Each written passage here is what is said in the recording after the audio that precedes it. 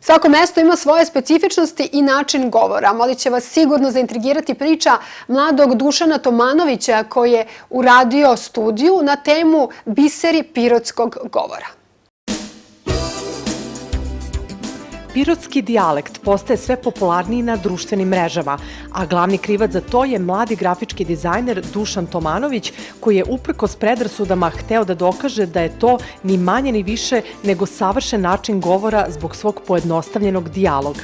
Kvo znači, to je pitanje i može da znači gde si, kako si, šta radiš, šta ima novo, gde si bio, znači bukvalno ono sve. Na to pitanje se odgovara sa te.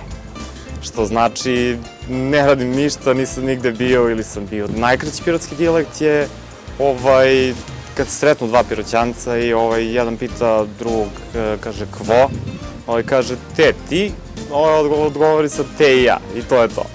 Svoje dizajnersko umeće upravo izrazio kroz slikovit prikaz osnovnih reči, među kojima je i univerzalni glagol onodeti, koji može zameniti nekoliko sličnih radnji.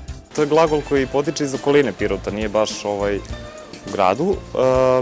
On znači bukvalno sve. Neka aktivna radnja za koju nije potrebno objašnjenje. Dušanova ideja izazvala je brojne komentare na društvenim mrežama, kako pozitivnih, tako i onih negativnih.